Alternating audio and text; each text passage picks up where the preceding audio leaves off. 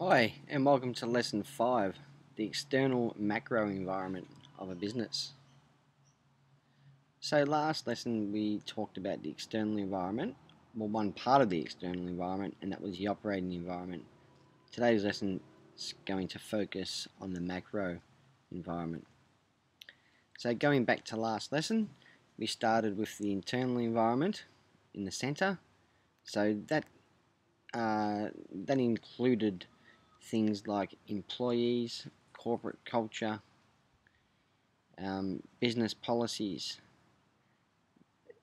It was the things that can be controlled directly by the business.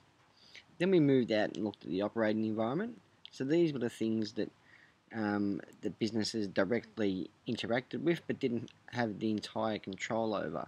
So customers, competition, suppliers and creditors, and special interest groups. So today we look at the macro environment. So the macro environment is made up of the broad factors in the economy and society within which the organisation operates. So broad meaning big, the big ideas, the big things that affect our world. The first one is social attitudes. So when the community's attitudes change, this can have an impact on the business.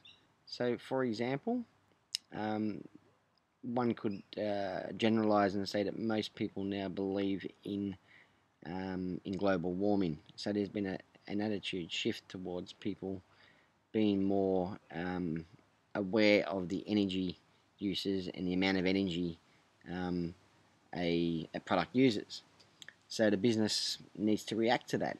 They need to be developing technology that does not use as much energy. Legal influences.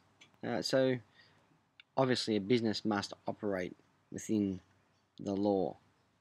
It's the prerogative of a government to change laws, to change manufacturing laws, and in fact to ban products. So it can be a situation where a business is selling a product and then the government makes that product illegal.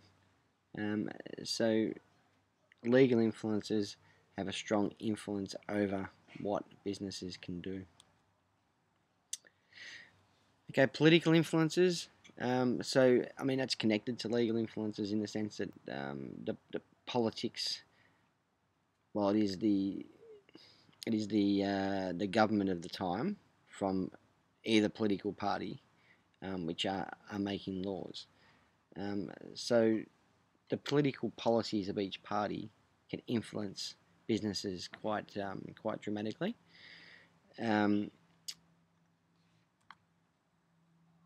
Economic influences. So the economy that we talked about a couple of lessons ago can influence businesses' operations. If the economy is going well and people are spending a lot, then that's good for business. If things are a bit slow and we're in a recession, then spending tightens up, and this has an influence on the way businesses do things.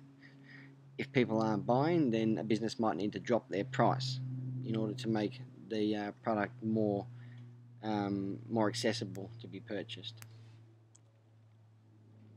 And the last one is technological developments. So 2015, we're moving quite fast with technology, and this can have a lot of influence over the way a business operates.